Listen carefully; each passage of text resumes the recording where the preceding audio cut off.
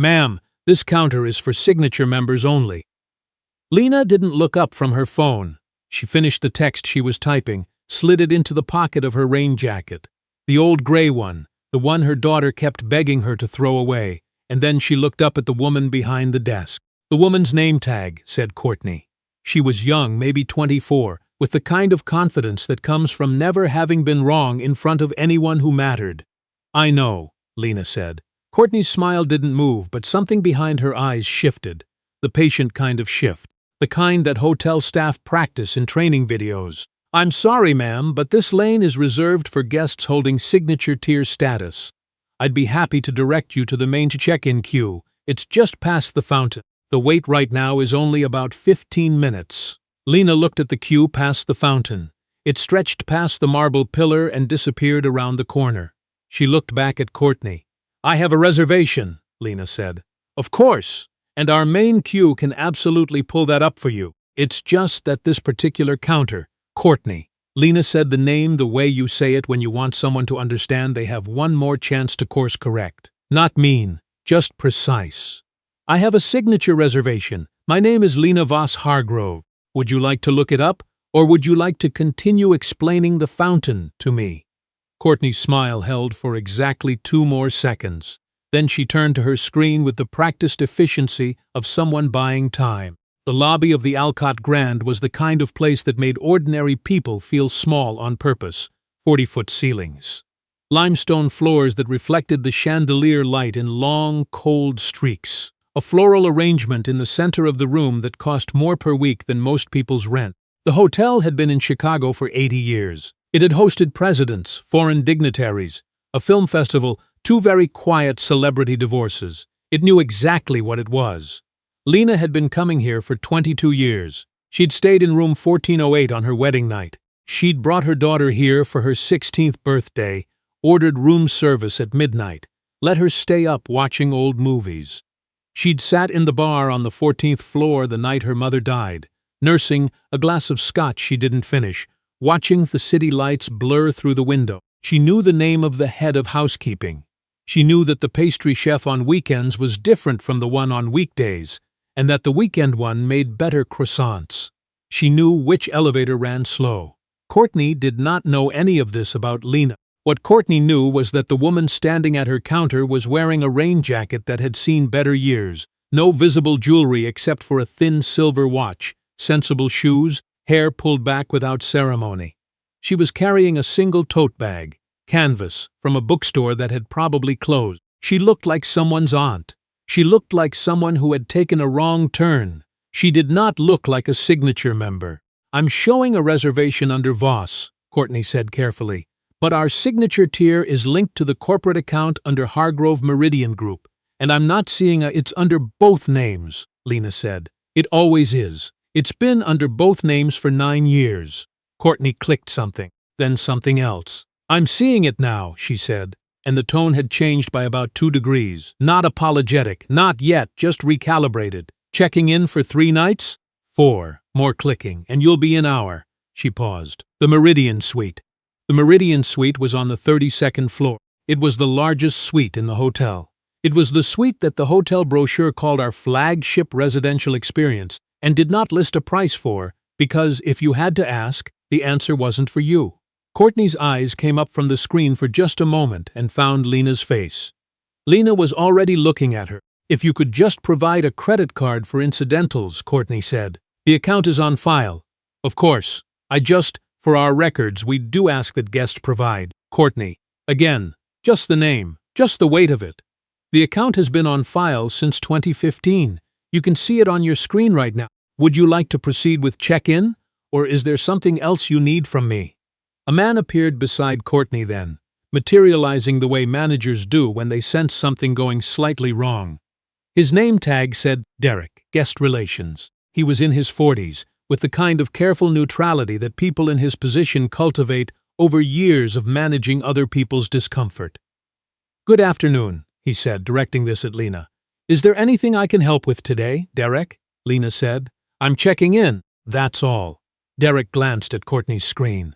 Something crossed his face, not quite alarm but adjacent to it, the specific expression of a person doing rapid math. "Mr. Voss-Hargrove, he said, and the name came out differently now, with the particular care of someone who suddenly understands the weight of what they're holding. Welcome back. I apologize for any delay. We're glad to have you with us again. Courtney said nothing. She was still looking at her screen. Derek handled the rest of the check-in himself. Room key, elevator access card. The small card with the suite's direct line. He asked about her luggage. Lena had only the tote bag and a carry-on she'd left near the door, and arranged for it to be brought up. He mentioned, without being asked, that the bar on 14 was running a tasting that evening if she was interested. Thank you, Derek, Lena said and meant it. She took her key. She turned toward the elevator bank. She did not look back at Courtney. The Meridian suite had floor-to-ceiling windows on two sides.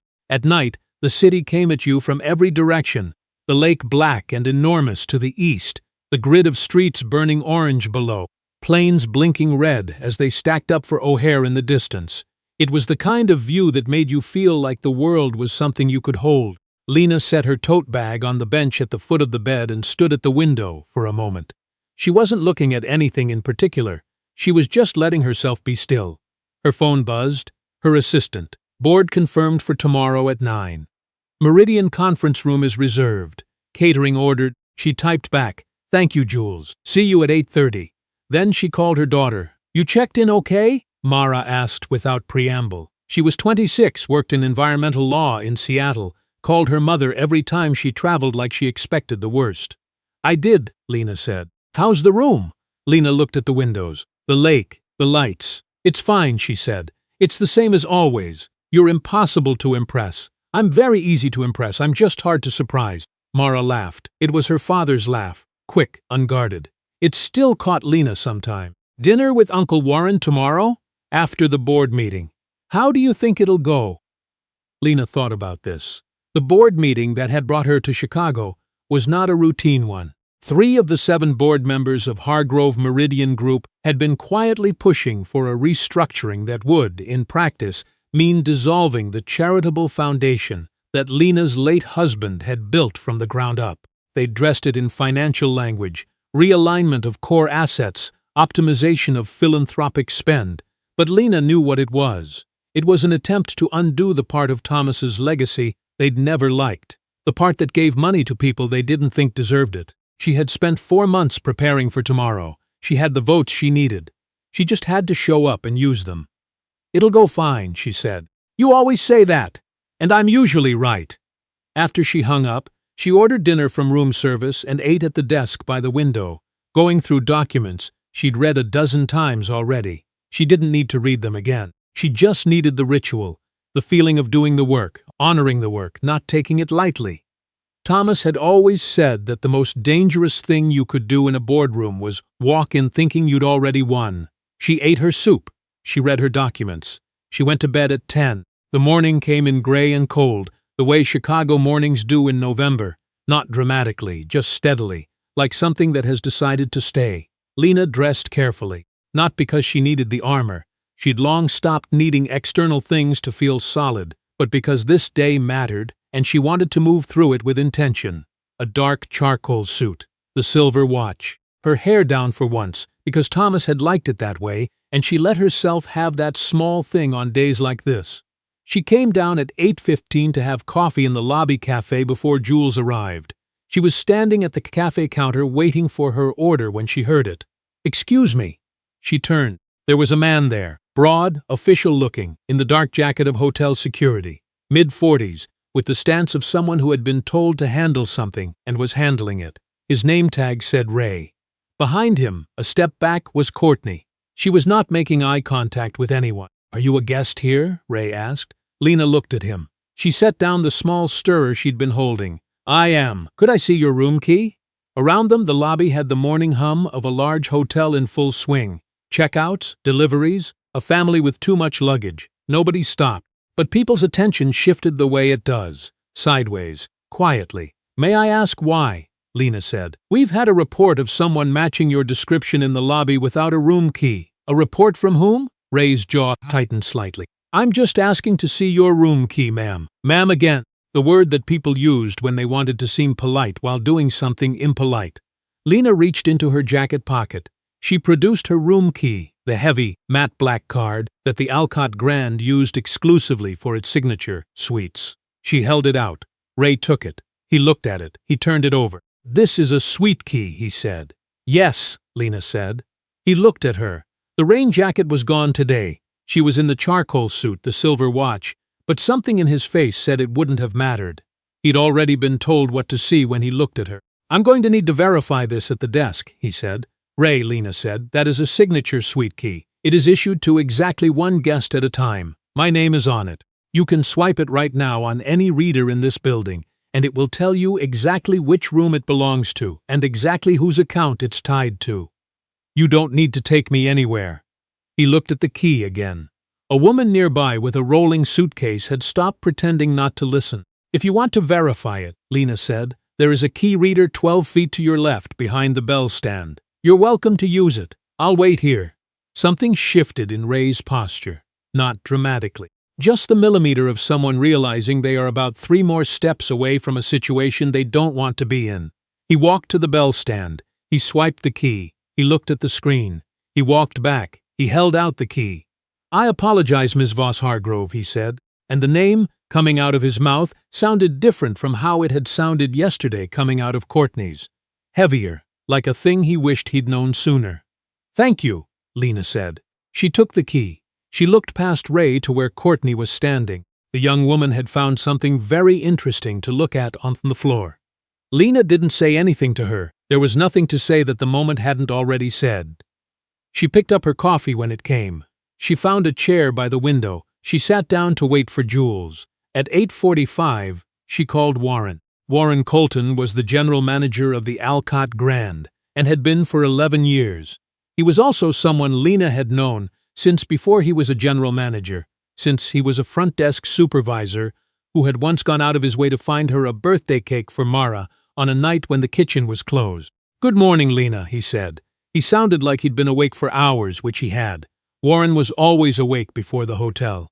"Good morning," she said. "I had an interesting check-in yesterday and an interesting morning just now." A brief silence. "Tell me," she told him. Not with drama. Not with the heat that was sitting just below the surface of everything. The quiet, accumulated heat of a woman who had spent decades being assessed before she was addressed. She told him the way she told her attorneys things. Factually, specifically, with dates and names and sequence. When she finished, Warren was quiet for a moment. "I'm sorry, Lena," he said. "I'm genuinely sorry. That's not." He stopped. "That's not what we're supposed to be." "I know," she said. "I'm not telling you to punish anyone. I'm telling you because you deserve to know what's happening in your building." "What would you like me to do?" Lena thought about it, genuinely thought about it, the way she did when someone asked her a real question. "Nothing that you wouldn't do if I were anyone," she said. "That's the part I want you to sit with, Warren. Not the part where I'm who I am and you fix it for me. The part where the woman ahead of me in this exact situation, the one who doesn't have a board meeting today, who doesn't have a suite on 32, the part where she goes home tonight and tells her family what happened to her and nobody does anything about it." Warren was quiet again. Longer this time. "I hear you," he said. "I know you do. I'll take care of this properly. I trust you to." She hung up just as Jules came through the revolving door, laptop bag over her shoulder, 2 more coffees in hand, slightly breathless the way she always was at 8:45, as if time were a thing that kept surprising her. "Ready?" Jules said. "I've been ready," Lena said and stood up. The board meeting was held in the Meridian Conference Room on the 12th floor, a room that the hotel maintained specifically for Hargrove Meridian Group, because Hargrove Meridian Group had a permanent arrangement with the Alcott Grand that predated 3 of the current board members' tenure. Thomas had set it up. He'd done a lot of things that people kept trying to undo. The 3 dissenting board members were already seated when Lena arrived. She knew them. Alistair Brough, who had never forgiven Thomas for passing him over for a partnership in 1998. Sandra Quill, who ran her own family office and had never believed in the foundation's mandate. And a newer addition, Calvin Reese, who had been brought in 18 months ago and who Lena had watched carefully since. She knew what they expected, a negotiation, a compromise. Some version of let's find middle ground that would, in practice, mean the Foundation's core mission got hollowed out in polite increments. She sat down. She folded her hands on the table. "Before we begin," she said, "I want to acknowledge that we all have the same information in front of us. I've reviewed the proposal.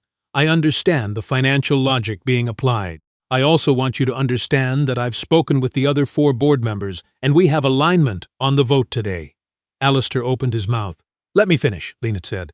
Not unkindly, just clearly. The same way she'd said Courtney at the front desk. Not mean, just precise. "I'm not here to relitigate the proposal. I'm here to vote it down, which we're going to do, and then I want to talk about what we do next, because I think there's actually room for something better here than what's being proposed." Sandra Quill looked at her hands. Calvin Reese looked at the window. Alistair looked at Lena. "You're not willing to compromise at all?" he said. "On the Foundation's core mission?" Lena said. "No, Tom's built that mission with deliberate intention. It serves people who don't have anyone else in the room advocating for them. That's exactly why it exists, and that's exactly why we're going to keep it." The vote took 11 minutes. The conversation afterward took 2 hours. Not because anyone wanted to fight, but because Lena had come prepared with something better, a restructuring plan for the Foundation's operational costs that gave the dissenting members what they actually needed: efficiency, transparency, measurable outcomes. Without touching the people the Foundation was built to serve. It had taken her 4 months to build that plan. It showed. By the time they broke for lunch, Alistair Bro had stopped looking at the door. She was in the elevator on the way back to the suite when her phone buzzed. A message from a number she didn't have saved. "Ms. Voss-Hargrove, this is Courtney from the front desk. I'm writing this on my own, not as part of anything the hotel asked me to do. I just wanted to say I'm sorry. I didn't see you. I should have. I'm sorry." Lena stood in the elevator for a moment after the doors opened on 32. She typed back, "Thank you for writing. I appreciate it." She meant that too. She had dinner with Warren that evening at the restaurant on the hotel's ground floor. It was just the 2 of them. The kind of dinner that wasn't about anything in particular. Old friends, good wine, a city doing its November thing outside the windows. At some point Warren said, "I spent today thinking about what you said, about the other woman. And I talked to the whole front desk staff this afternoon. Not just about this, about the whole thing, how we see people, how quickly we decide who belongs here. I told them about my first week in hospitality 20 years ago. A manager at my first hotel told me I looked like I was in the wrong building." He paused. "I'd forgotten how that felt. I shouldn't have forgotten." Lena looked at her wine. "No," she said, "you shouldn't have. Does it happen to you often?" She considered the question. Outside, a cab pulled up to the hotel entrance and a couple got out, laughing about something, pulling their coats tighter against the cold. "More than you'd think," she said. "Less than it used to. I've learned to move through the world in a way that signals to people that I'm safe for them to respect. And I resent having had to learn that." She set down the glass. "The woman who hasn't learned that, or who refuses to, she's not doing anything wrong. She shouldn't have to signal anything. She should just be a person, walking into a building, and be treated like a person." Warren nodded. He wasn't a man who filled silence unnecessarily. It was one of the things she'd always liked about him. "The Foundation," he said after a moment, "Thomas would be glad about today." Lena smiled. It was the real kind, the one that reached where most of her expressions didn't. He'd say of course like he never had any doubt, and then he'd go make someone coffee and not tell anyone about it.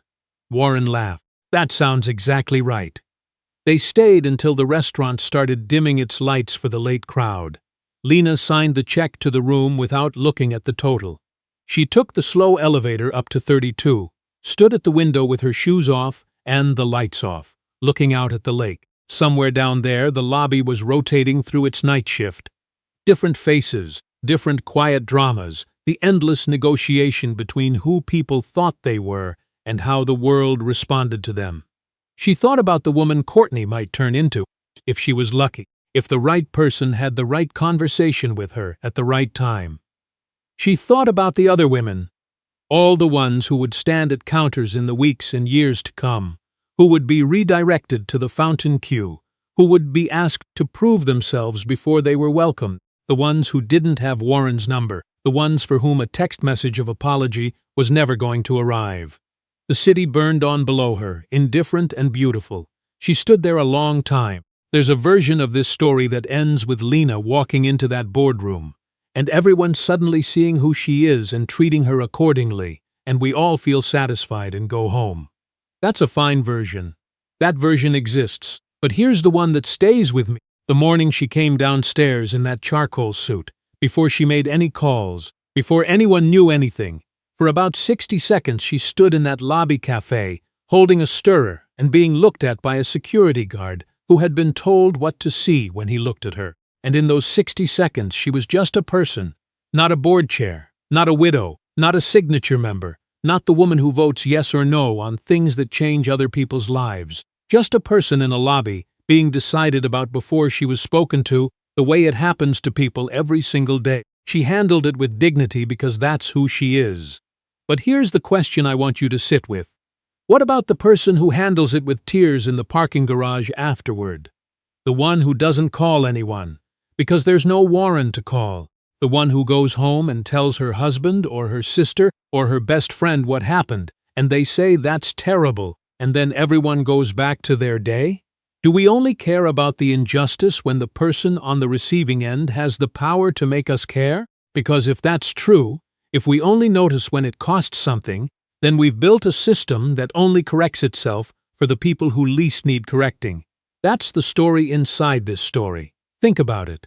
And if it moved you, if it made you feel something real, share it with someone who needs to hear it. Drop a comment below and tell me. Have you ever been in a room where you had to prove you belonged? What did that feel like? And what happened when you did? I'll see you in the next one.